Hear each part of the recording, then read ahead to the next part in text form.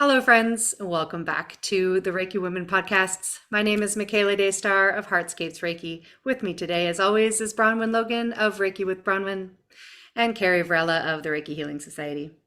Welcome back to the podcast. Today, we are talking about strategies and perspectives on how to weave the system of Reiki into our daily life, to bring this practice out of the meditation studio and into our day-to-day interactions. This is something that we often weave into our conversations. It's a theme that shows up here in often in our conversations around practical ways of bringing the system of Reiki alive in our life.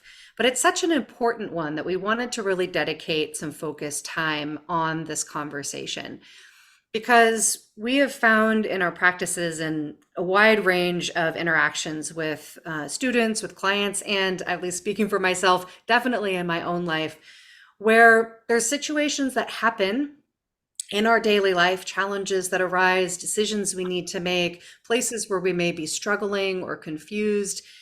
And there are places where applying the system of Reiki would be a really beautiful remedy, would really bring a sense of clarity and stability to that moment. And we don't always remember to do it or even know how to do it in the midst of that challenge. And we want that to feel easier for folks. We want you to be able to call on this practice in any given moment, whatever is happening in your daily life. So we thought we would talk about it today. And before we get started, I will mention that one excellent way of weaving the system of Reiki into your daily life is by being in regular practice circles with folks who are really dedicated and passionate to this practice. And so we have started our own Reiki practice circle, the Embodying Reiki with Reiki Women podcasts circle. And that is offered every first Sunday of the month, US time, first Monday of the month, Australia time. And our next one is coming up on May 8th. Bronwen, you will be leading that circle, drawing on topics and focus areas from the previous month's podcast. And I'm really looking forward to it. We hope that many of our listeners will join us in that time. We'll put information on how to register for that down below. And with no further ado, let us dive into this conversation. So I'm going to start with you, Bronwen, since you are leading us this month in practice. What are some of your favorite ways, your go-to strategies for bringing Reiki into the daily steps of your life? Well, I could shorten it right down to you wake up with it, you go to sleep with it, and then sort of everything in between. But yeah, there's lots of different, I've got lots of different tips, and I'm sure you guys do as well. I guess I was thinking in my head, sort of like, it depends what people think it is as to what they're going to do with it, right? So if you think it can only do da da da da, then it'll only be able to do that. Yep. So when I think about this, I think about it in a very broad sense, as broad a sense as I can possibly imagine. Yeah. So I think of, well, the definition of Reiki. So I define that as, say, spiritual healing, or spiritual energy. What am I saying? Oh my goodness, I better get my head on. Spiritual energy. But for me, that is the energy of everything. So if it's the energy of everything, how do I sit within that? So I guess what I'm thinking is to explain this, that it's about being conscious of that is probably the best way to say it. So that's why if I would say that it's about waking up and going to sleep with it, then it's rather about, because I am Reiki. Yeah. If everything's Reiki, then by being conscious of it, so bringing my mind to it, bringing my mind to that idea with everything that I do, then I'm actually living with Reiki, even though I already am, but I'm not necessarily aware of it. So I think, is it true that they say we use about 10% of our brain or something like that? Yep. Okay. So bringing a large part of that 10% into that, yeah, and hopefully more, so that we can bring up that sensation and understanding and feeling of being connected, interconnected with absolutely everything and everyone. And I think the benefits of that are the other side of this. So the benefits, why would we want to bring Reiki into our daily life? And it's because when we do, if we do have that sense of total interconnection, then we are empathetic. We are self-aware. So it promotes our own well-being, how we're living and how we're living with our earth, as we talked with in the last podcast. So how we treat the earth, it's how we treat ourselves. These things are all totally connected. How we treat animals, how we treat people we don't know, yeah, let alone the people that we do love and care for. So I think there's a lot in this subject for us to sort of to go into. Yeah.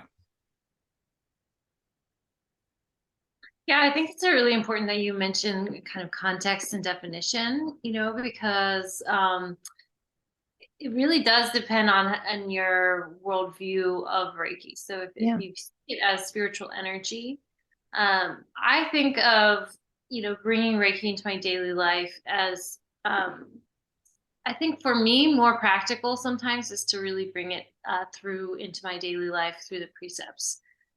Because I've developed an immense amount of energetic sensitivity as a Reiki practitioner. And if I feel like all day long, I'm feeling like flowing energy or distracting energy in my own personal experience of my life, then I am not feeling very grounded. I'm not feeling very present. Although those are some of the attributes that really come out of working more with the precepts. So I think of it as a way of like orienting my day or putting my compass towards a direction through my day, and really, trying to use some of those principles to guide me and maybe sticky situations that the day might be calling me into. Um, I also really love to do Reiki with food, and I think really feeling and sensing that spiritual energy of the food, that nourishing aspect of the food, and being really mindful of the food that I'm eating and taking time to receive the food that I eat, like on a more energetic, spiritual level. Um, as you were saying, more conscious level, like there's times where like I was just talking to some friends about like, we're just joking around about the most unmindful way of eating, like right over a trash can, or like, like eating while you're standing up. Obviously that's just kind of this mindless, like, way of being. And we can see that happening probably in any part of our day, that we can kind of have this like tuned off or turned off mindset around what we're doing, how we're acting, and who we're interacting with, and what aspects of ourselves we're interacting with. And I also was thinking about this in the in terms of a little bit of context, because if in our day-to-day life we're uh, maybe not Reiki practitioners, and you have a different kind of job, I think that the precepts are really grounding and give us kind of a way of being, a way of holding our mind and emotions in our daily life that is really pure. Basically, it's just a really pure way of showing up and being with people and being in community, being at our job, being in our career path. However, if somebody is a Reiki practitioner, I think it is really important to actually be in that flowing feeling, or a deeper sense of connection with spirit, and which may be distracting. Let's say if you're like working as an accountant and you're like, trying to be spiritually connected, but also working with numbers, like those things can be a little bit contradictory to one another. But nevertheless, there still can be something like about the practice of Reiki that I think within the whole system of Reiki, within the 5 elements, there's got to be something for everyone in there. And so I think it's really important for people to pick out the practices that feel most stabilizing or that feel most alive for them and really stick with building that practice. Um, but anyways, for Reiki practitioners, I was just thinking about how important it is for me before I work with somebody is to be grounded in myself, to taking moments to um, feel that I'm connected to spiritual energy or healing energy, as you were saying, Bronwyn, and feeling like that I can really have that capacity within myself to hold somebody else's healing and their process without interjecting my own way of looking at the issue or um, feeling uncomfortable about holding painful emotions that somebody might be feeling. So it does take um, a lot of work to just be centered and grounded in yourself before you can serve and show up for people in a really pure way. And anyway, so those are some of my thoughts around bringing Reiki into our daily life. Yeah, I love where you both began, and I agree that initial question that you asked, what do we mean by Reiki, by the system of Reiki, is a really essential one, because oftentimes the view of what the system of Reiki is fairly narrowed down to Tenahira, to hand healing, and attunement, and those are two of the five elements of the system of Reiki. They're not any more or less important than any of the other elements. All of those elements really guiding us and shaping our internal feelings and our external behaviors around embodying the precepts. And so, if we look at that system in that more complete and diverse way, five elements with many practices associated with each of them, we have a really wide range. We have a wealth of um, ways in which the system of Reiki can be brought into our life. And despite the fact that I started off by saying that, our purpose here is to talk about how we can have the system of Reiki alive in the day-to-day hustle and bustle of our life, what I, start out with all of my students is by saying, that is the goal. We are working towards a lifestyle where these practices are just at hand anytime we need them. They come to us naturally without having to think about them. It becomes like a muscle memory. It becomes an automatic response to stress, or to a moment where we need to focus, or a moment where we need to really celebrate and be present.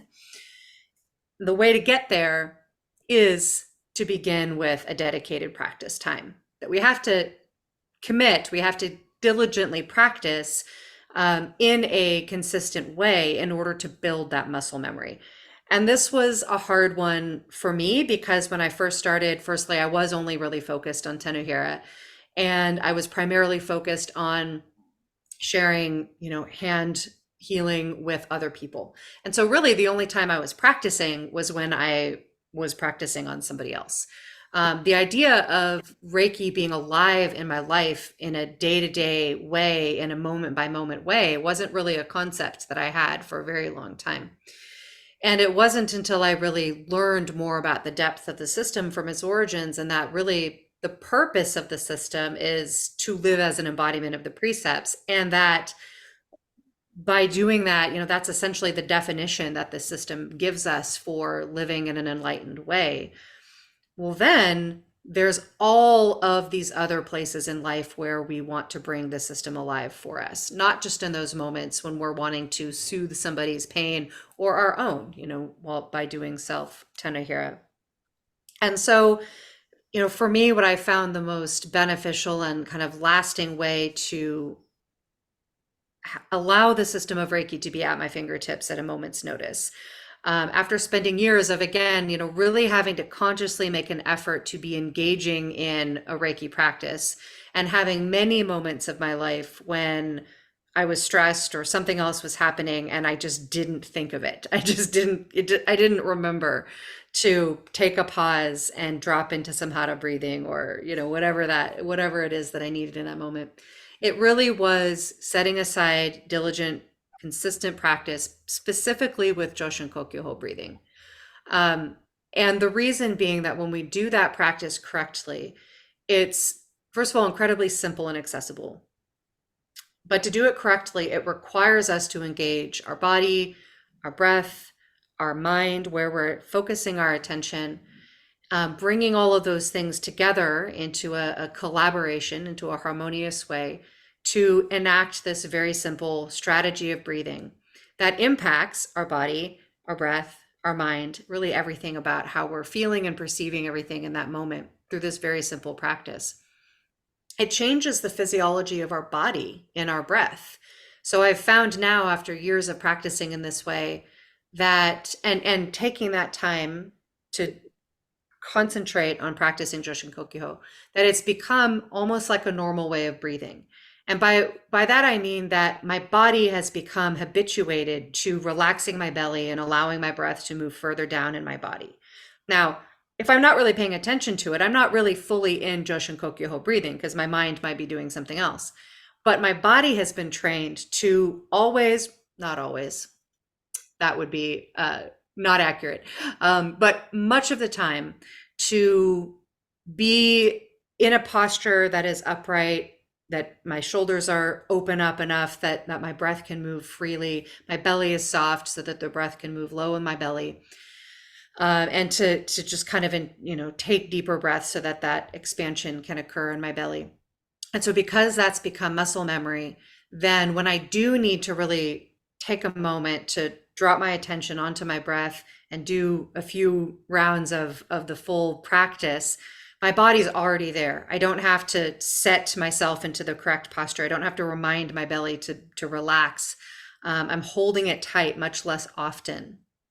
And those simple changes impacts my nervous system on a day-to-day basis. I'm much more calm. I'm much less stressed. Like I don't tend to feel the sensation of stress almost at all because my nervous system has been trained to be in a grounded, relaxed state most of the time. That's not to say that stressful things don't happen and that stress doesn't kind of come through me, but it doesn't get stuck, right? I don't get caught in that like tension that stress can so often bring us. And so, there just isn't a shortcut to it, right? In order to incorporate it into our daily life, we have to dedicate time to practice so that it becomes automatic.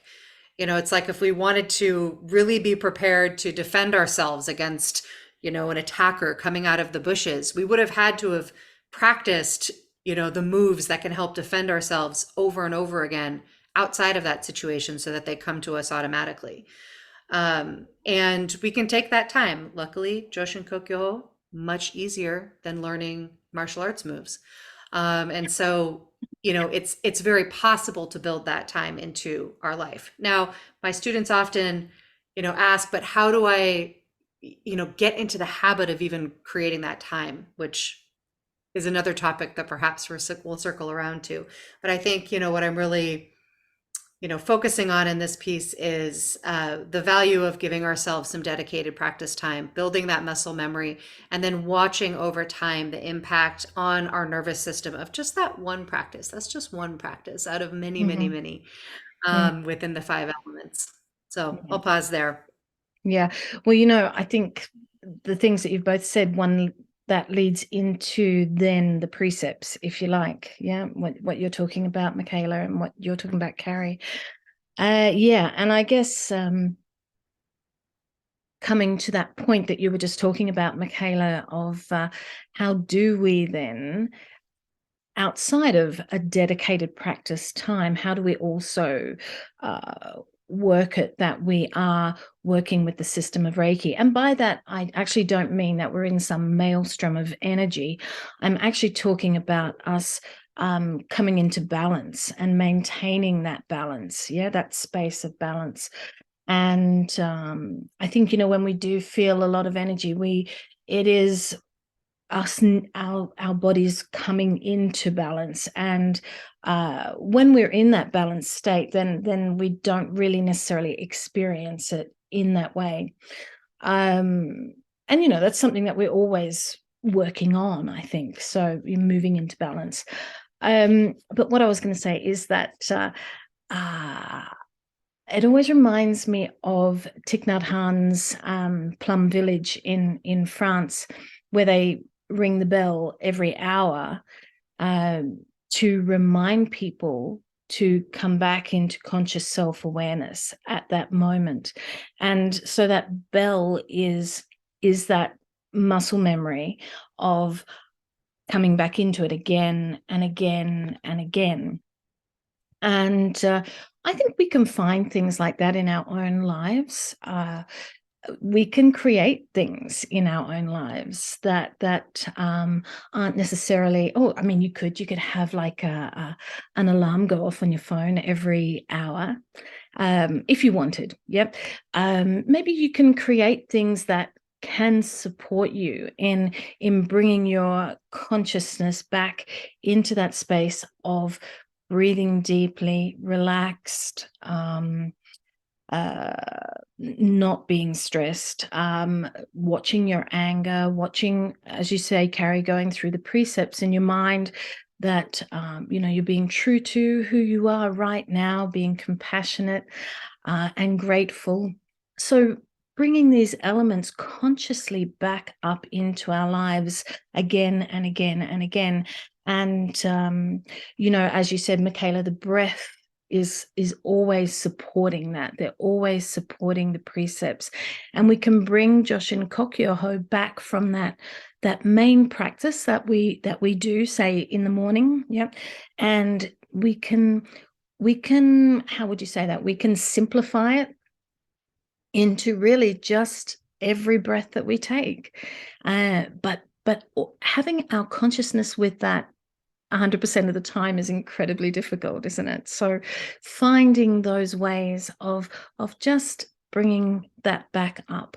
Other things you could do would be to every time that you walk through the front door, that's your point where you go, I'm just going to stop for a sec, and just for a second, and just bring myself back into that state of balance, and doing it again and again and again. So finding a place or a time that supports you in that, I think, is an easy, but it's a ritualized way of helping yourself to remember to do that.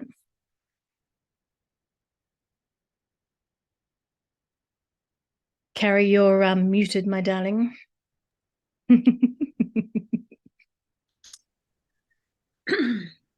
I think it's just so important to, really be mindful of our own intentions, and I think, certainly, like, spiritual energy is us and we are it. And there's always an invitation to walk into that space, to be more present, to be more grateful, to be more aware of the beauty of our life. And I think that when we're really in a balanced state, we can experience that. Like, we can really take in the beauty around us. We can take in, people we love. We can be more conscious of them and their needs, and, maybe less aggressive or less selfish of our own needs. And I think that comes as a result of being in tune with ourselves, with being in tune with our emotions.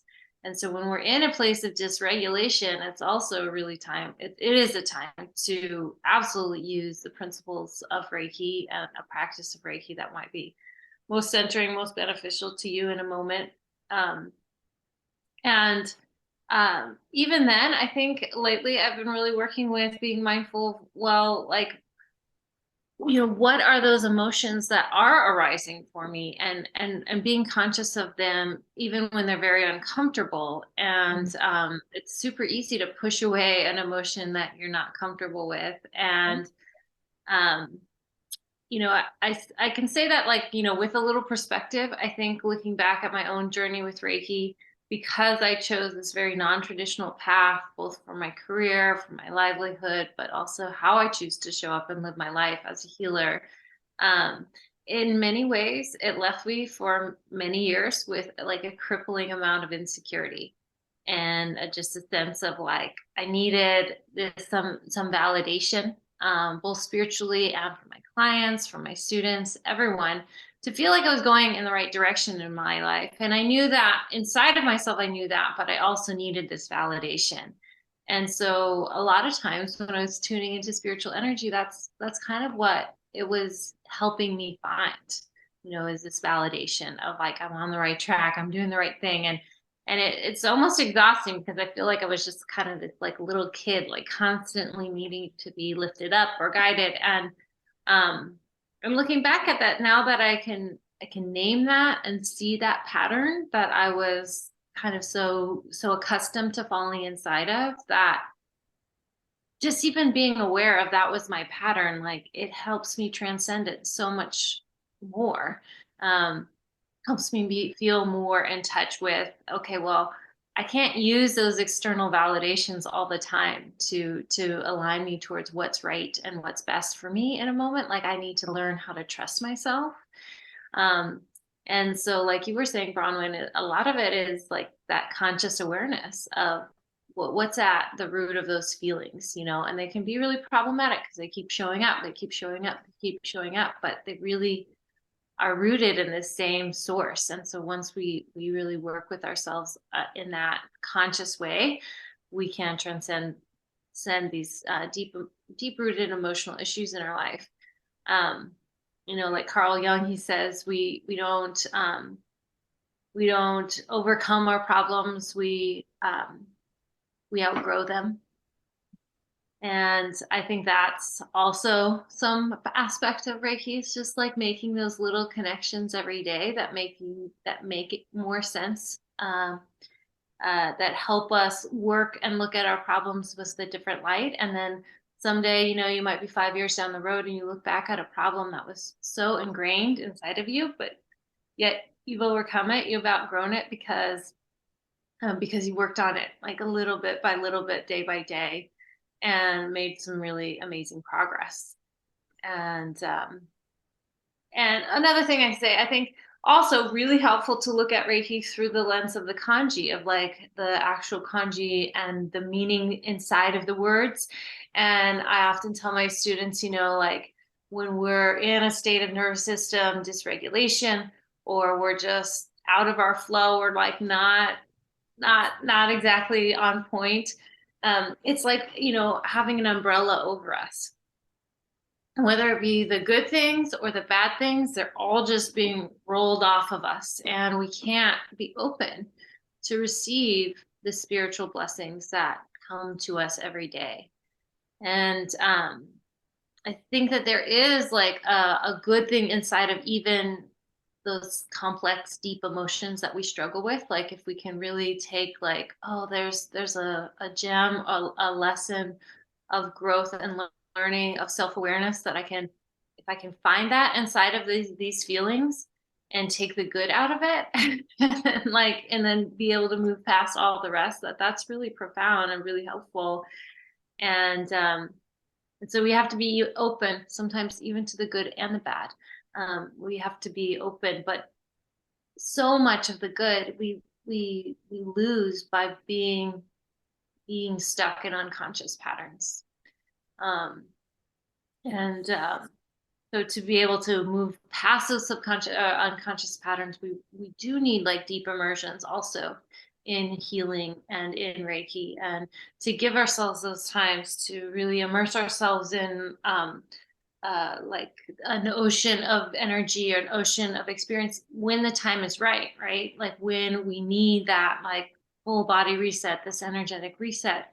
That's really profound, but we can't do it, at like 10:30 on a Tuesday when we have a bunch of real life, you know, things to take care of. So it's also about recognizing and drawing in our needs, and really taking care of ourselves well.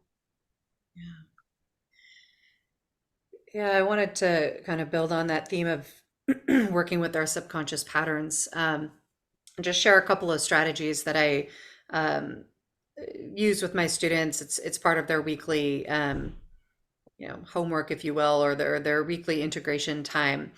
And the intention of these two strategies is specifically what we're talking about here: how to take the things that we're learning in class and practicing in class that feel so alive and so accessible when we're in the container of a group, of a class where we're all focused on learning it.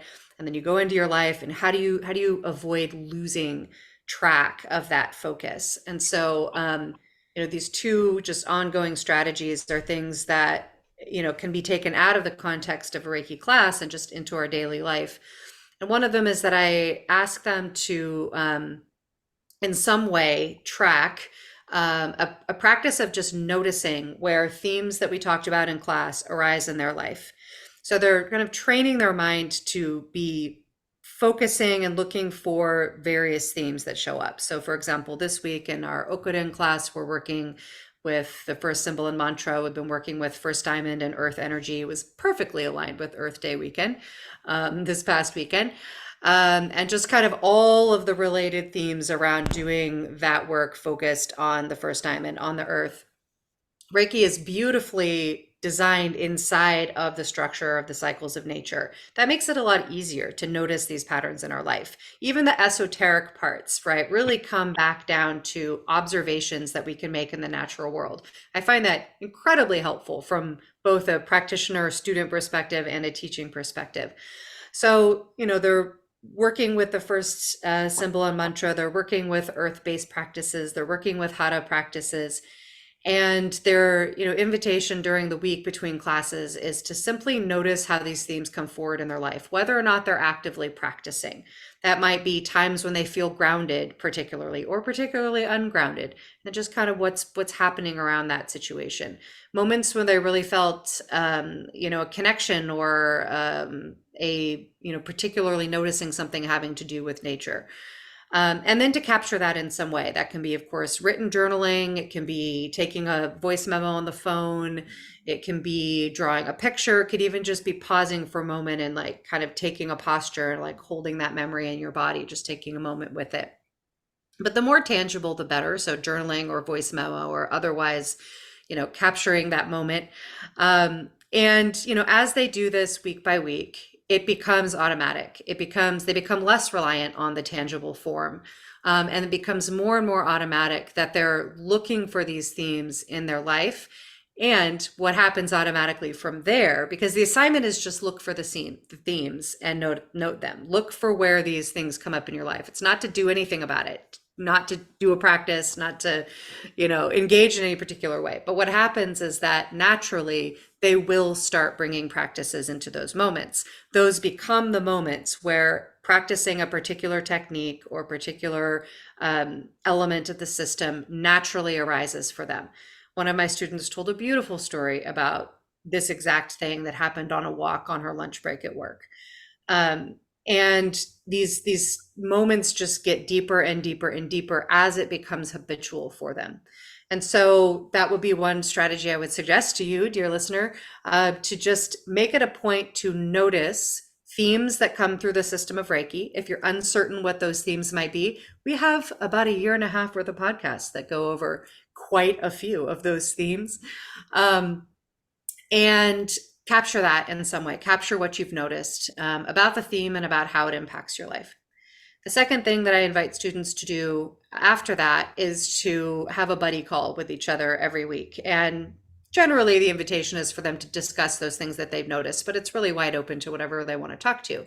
And so, in our daily life outside the context of a class, that can look like having an accountability buddy or a practice buddy that we have a standing conversation with. It could be weekly, it could be daily, it could be in text form, it could be a phone call, it could be email exchange. We have so many ways of contacting each other these days.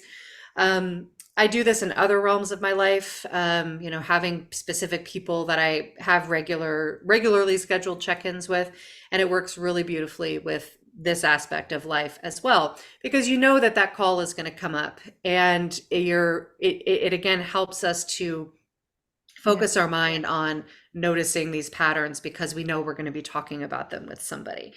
So those two strategies are really effective in the context of our classes, but I think also in the context of our daily life for, habituating ourselves to bringing these practices through.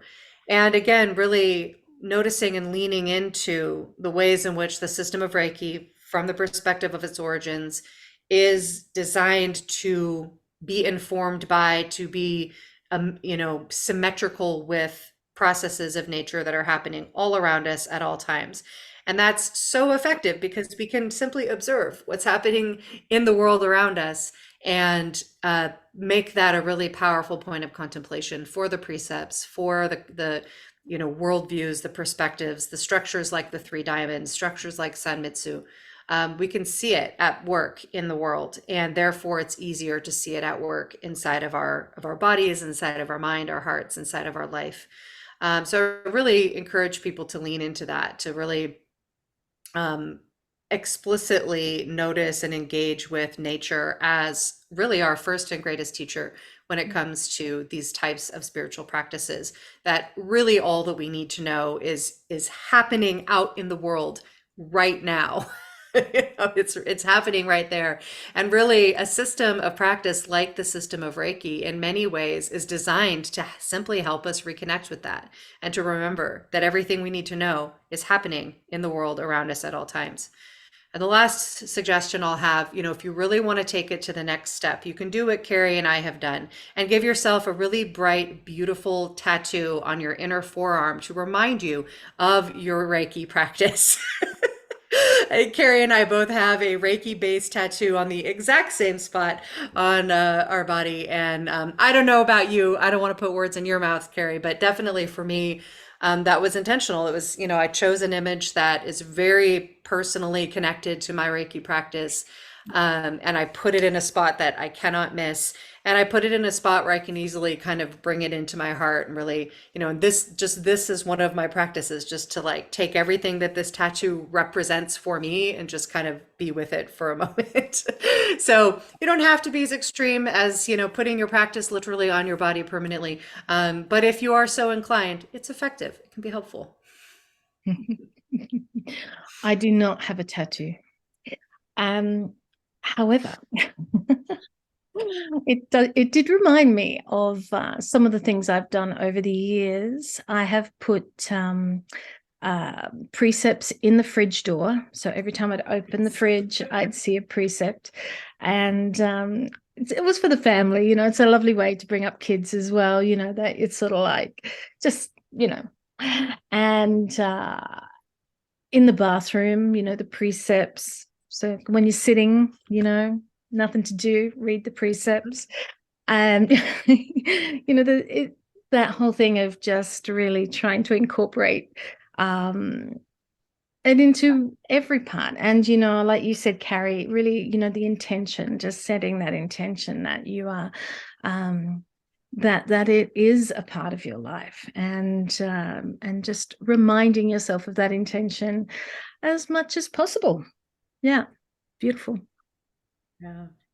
Yeah, and I don't mean to say that like, there shouldn't be any distinction between what you do in your career and how you bring Reiki into your life. I think that I didn't mean to make it sound like I was trying to say that. It's not that. I think that ultimately the practice is about feeling connected to spirit and living your life from that place, and feeling a strength and an awareness that spirit is with you, and that you're part of a bigger picture, part of the bigger circle. And no matter what you do, to know that you're loved, and know that there is this guiding light in our lives. And how can we feel in the flow of that and feel in touch with it, and even when we have to barrel down and get a lot of work done, or when we have complex emotions that are arising, or are really looking and trying to find a new way of being outside of anger and worry, because those two emotions, oh my goodness, like we could spend our whole lifetime angry and worried. And thankfully I found this practice, and we've all found this practice, and many people have found this practice that gives us resources on how to get out of that mindset and enter a new way of being in our life and in the world. And yes, we should have that access to that at our fingertips every part of the day. Yeah. Mm. And Absolutely. you also mentioned something before, Carrie, about, like not covering ourselves up. And I think that's very true too. And, within the system, we talk about being, this beautiful, great, bright light, and really allowing that to happen, so finding ways in what we've just been talking about now, but, just how we see ourselves. And if we can see ourselves as this beautiful bright light, then we don't need to protect that we shine our light on those things, as you were saying, the things that can come up. It's not always the joyful stuff that's going to come up when we um, um, are conscious of more self-aware of who we are and what we're going through. So really shining our light upon that, and instead of hiding it away in the dark. As so that gives us the opportunity to grow and change, and hopefully be more self empowered, I guess, and be there for not just ourselves but for everyone else around us as well. Yeah. Well, that feels like a beautiful place for us to land as we come to the end of this conversation. For those of you listening, we'd love to hear your own stories of bringing the system of Reiki or any other supportive spiritual practice into your life. Perhaps you've got strategies that you've used to make a habit out of some beneficial thing that you wanted to bring into your life. We'd love to share those around. Let this be a place of mutual learning. So do share what you have used to better incorporate whatever it is that benefits you into your daily life. And we would love to have you join us for our next Embodying Reiki Practitioners Circle. That is open to anybody who is curious, who is interested in the system of Reiki, or who just wants to drop in for some really lovely and creative practice based on this system. Bronwen will be leading us this month, and I'm really excited for it. We'll put that information down below. And until we see you next week, thank you so much for being with us. We love you. Goodbye.